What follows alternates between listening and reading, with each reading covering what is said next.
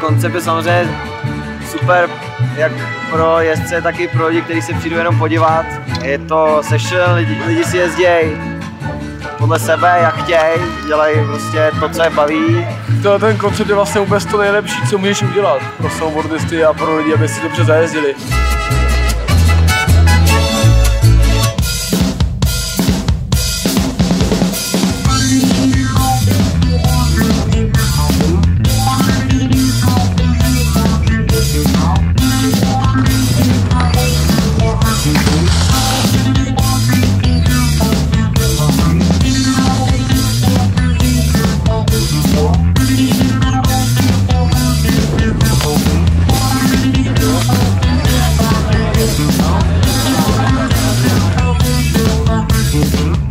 Setup parku je opět hodně mocný.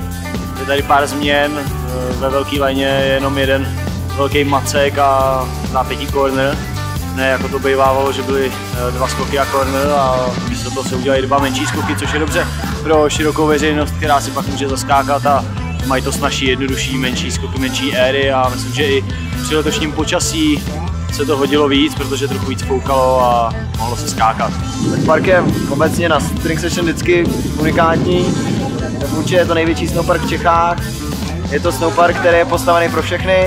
Myslím, že spousta lidí si užilo hlavně ten šred, jako i lidi, co sem přijeli jen tak se jezdit jako veřejnost, nejenom nějaký závodníci a akreditovaní jezdci.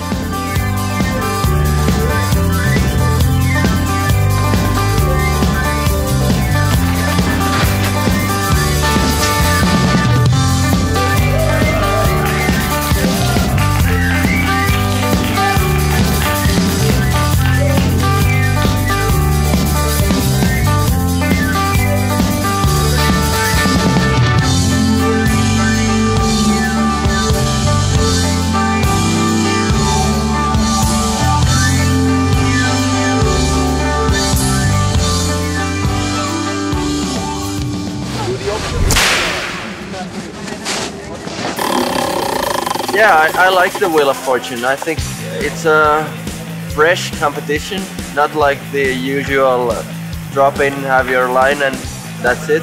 It's nice to have the tricks by random and then you just have to do it no matter what.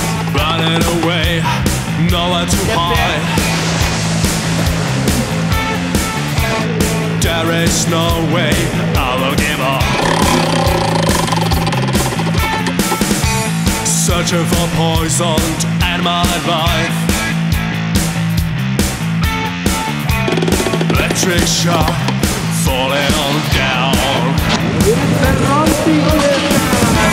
Subject overdose, throwing to sound without windows.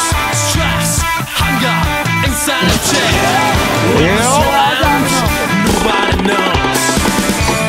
Living is hell. Sense of time.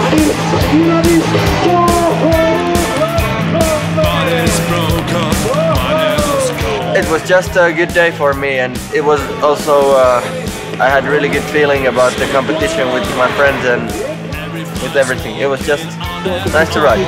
A vítězem Skalkedy Big Air Fortune se stal finský jezdec Hans Kestila.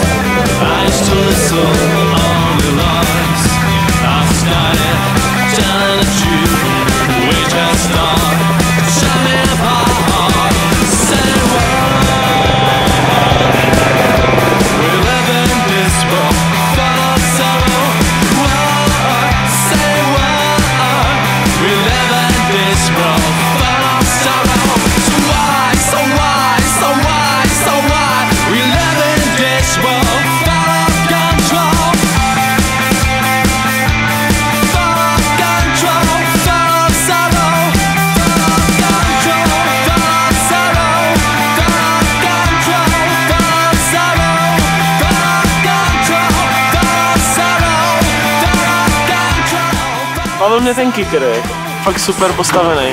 Akorát nebyla rychlost, jako byla to fakt škoda, že to jako nevyšlo.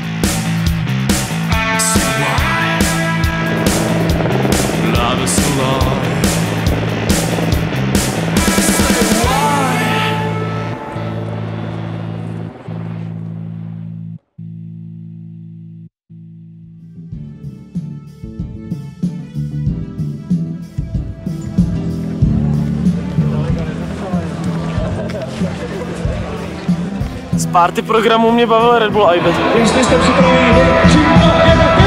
To byla zábava, jako to byl večer, kdy já jsem nepil a vydržel jsem tady fakt dlouho jenom kvůli tomu, že prostě jsem měl takový rohlík a smál jsem se celý večer.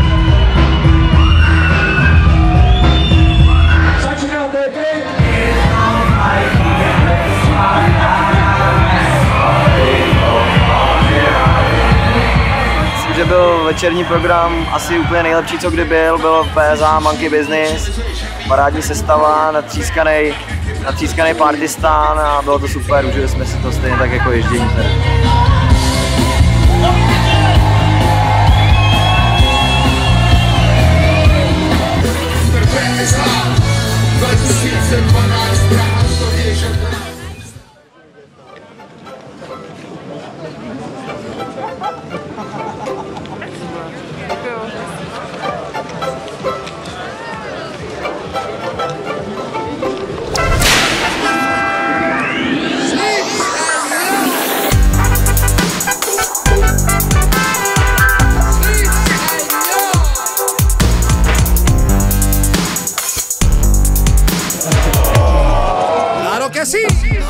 Vítězem Besteru na Corp Session se stává Honza Nečas.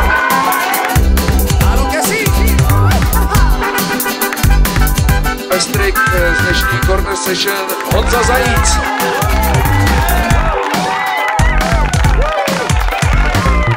Best Girl Diana Augustinová. Best Rider do 15 let Mickey Fire.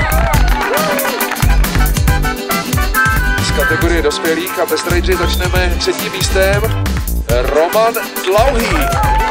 Second place going for Hans Kestila from Finland. Váš aplaus pro tohohle borce. Tomáš Tuzar. A jsem hrozně rád, že jsem to letos vyhrál. Není to prostě závod, je to session, až 4 dní musí člověk jezdit. Musí konstantně předvádět nějaký výkony, musí se účastnit těch dílčích závodů.